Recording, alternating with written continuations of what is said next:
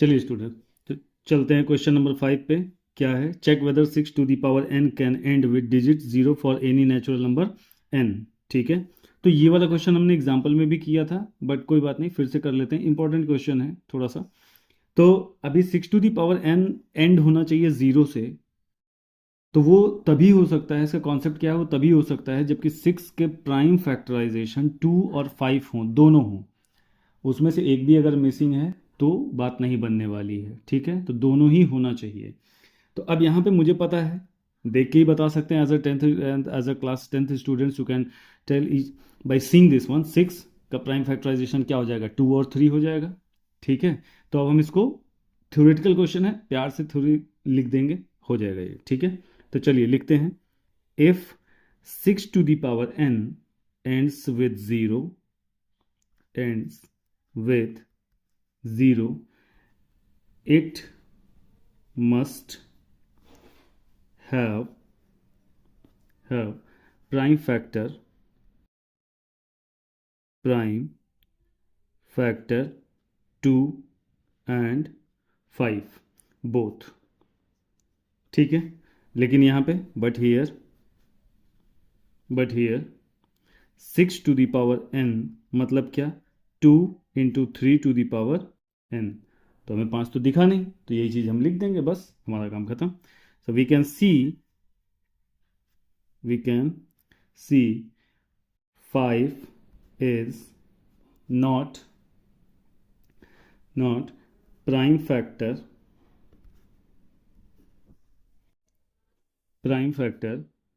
of 6 to the power n and by factorization,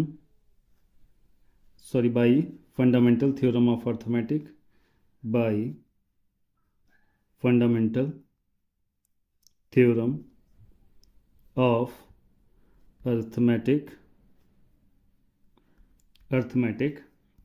the prime factorization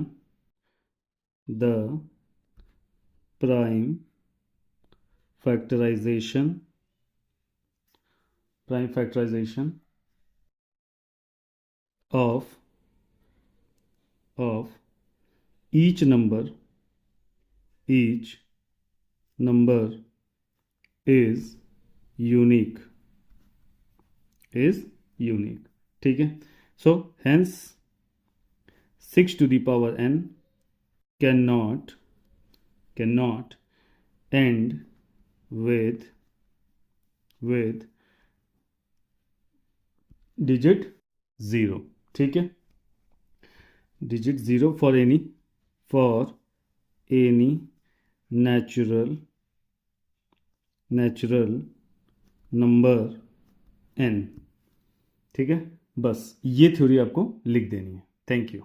चलिए बच्चों, तो चलते हैं हम अभी क्वेश्चन नंबर 6 पे, जो कि है explain why this number and this number are composite numbers. ठीक है, दो नंबर्स दिए हैं हमको और ये कहा जा रहा है कि ये कंपोजिट नंबर क्यों है, ये पता करना है। तो भैया सबसे पहली बात कि कंपोजिट नंबर की डेफिनेशन क्या होती है। तो कंपोजिट नंबर क्या होते हैं? कंपोजिट नंबर ऐसे नंबर्स होते हैं जिनके मोर देन 2 फैक्टर्स होते हैं, क्योंकि 2 फैक्टर्स हुए तो वो तो प्राइम नंबर्स हो गए, और जिसके 2 से ज़्यादा हो गए तो वो कंपोजिट नंबर हो गए।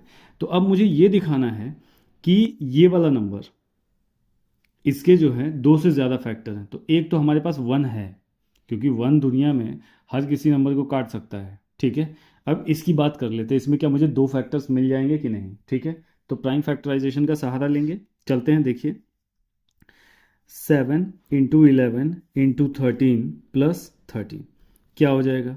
यहाँ से मैं 13 कॉमन ले लूँ, तो जैसे ही मैंने 13 कॉमन लिया तो अंदर क्या बच गया? 7 इंटू 11 प्लस 1। ठीक है, अब चूंकि नंबर छोटा है तो कोई फर्क नहीं पड़ता, इसको मैं आराम से कैलकुलेट कर सकता हूँ। 7 इंटू 11 77 प्लस 1 इंटू 78। तो दिख गया ना दो नंबर, एक 13 और एक 78, यानी कि इस नंबर के 2 फैक्टर्स तो आ चुके हैं, 13 भी है और 78 भी है। एक अगर मैंने ऊपर ऊपर से देख लिया तो 13 और 78 दोनों 2 नंबर्स हैं इसके फैक्टर, और एक जो है 1 वो तो उसका वो तो उसका फैक्टर है ही। तो मैं सीधे सीधे कह दूंगा, सीधे, मैं जब कोई डिटेल में जाने की ज़रूरत नहीं है, मैं ये कह दूंगा कि ये नंबर कैसे हैं, कंपोजिट नंबर है। ठीक है, सेम काम हमको इस वाले सेक्शन में भी करना है, सेकंड वाले पार्ट में। तो फिलहाल हम इसको लिख लेते हैं। द क्या लिखेंगे, the given number is divisible by 13 and 78. So it has more than two factors. ठीक है, as 13, 78 and 1. ठीक है, hence the given number is composite number.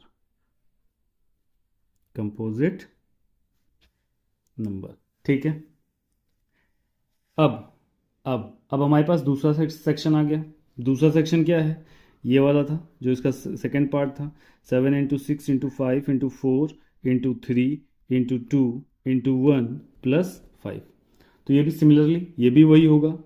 ठीक है, इसमें क्या कॉमन मिल रहा है, 5 कॉमन मिल गया मुझे।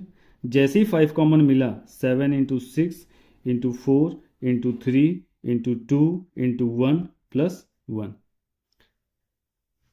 अब आपके पास नहीं टाइम है, नहीं लिखना है इसको क्या मल्टीप्लाई करना है, तो भैया ये जो नंबर आएगा वो इटसेल्फ, तो भाई 5 तो है नहीं, ये नंबर 5 से ज़्यादा ही है, तो वो खुद से तो कटेगा ना। तो यानी कि एक तो फैक्टर वो हो गया और एक 5 हो गया। तो यहाँ पे आप क्या लिख देंगे, सीधे सीधे वही, the given number is divisible by. तो चलिए लिख ही लिया जाए, the given number is divisible by 5 and itself लिख के आप मल्टीप्लाई करने से बच गए। ठीक है, itself, so it has more than two factors। ठीक है, two factors, hence the given number is a composite number।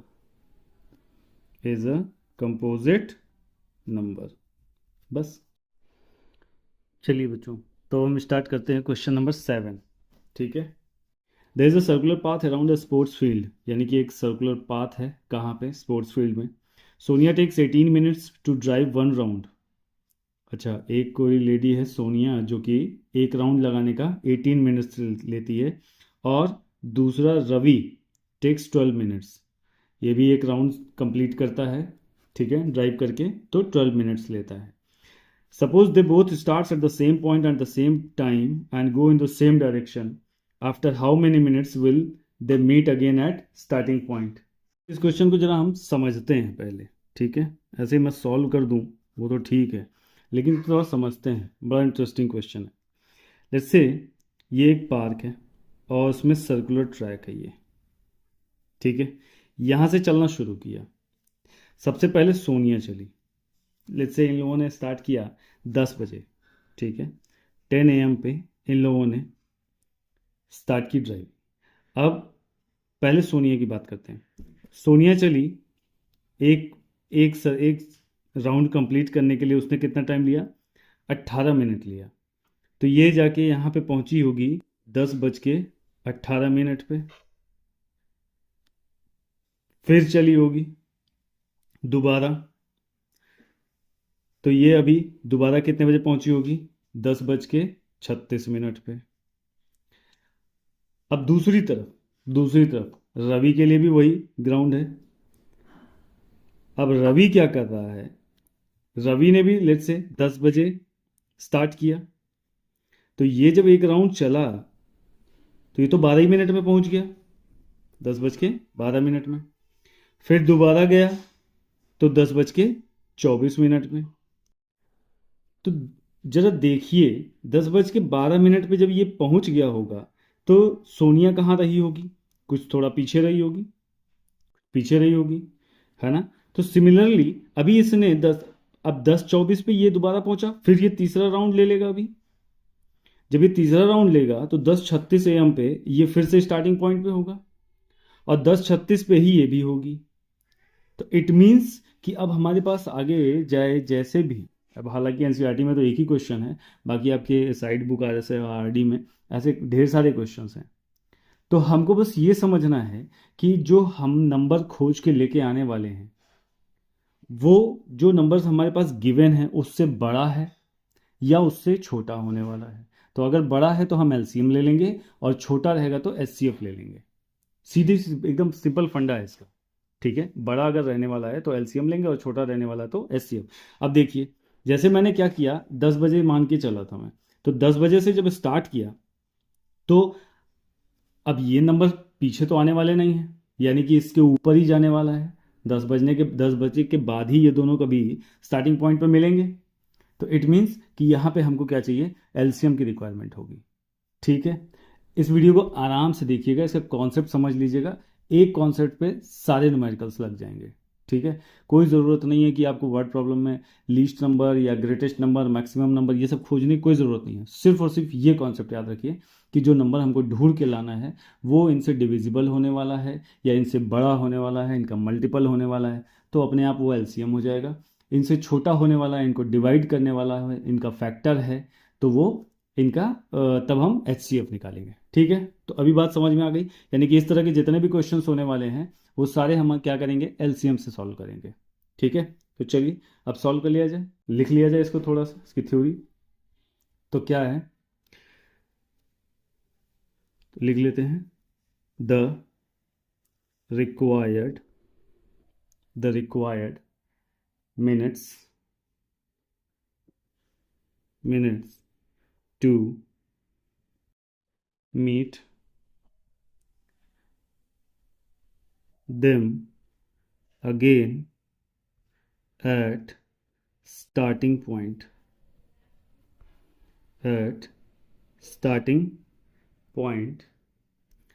equals to LCM of 12 and 18, ठीक है। तो अब LCM निकालने में आपको कोई समस्या नहीं आने वाली है। 2 square into 3 to the power 1, 18, 2 3 जा 6, 3 जा 18, 2 इंटू 3 स्क्वायर, ठीक है। तो LCM का फॉर्मूला पता है, याद है, product of each prime factor, ठीक है। सारे प्राइम फैक्टर उठा लीजिए, तो कितने हैं, 2 है, 3 है विद हाईएस्ट पावर, तो 2 की हाईएस्ट पावर 2 है, 3 की हाईएस्ट पावर 2 है, तो 2 का स्क्वायर 4, 3 का स्क्वायर 9, मीन्स 36 मिनट्स। तो वो दोनों कब मिलेंगे, 36 minute. After 36 minutes they will meet again at starting point,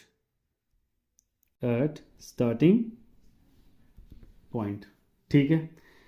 इस तरह के क्वेश्चन ना और आते हैं, जैसे मान लीजिए आ जाएगा कि 3 बेल्स हैं, वो टोल करती हैं 10 सेकंड, 15 सेकंड, 20 सेकंड, या 10 मिनट, 15 मिनट और 20 मिनट के बाद।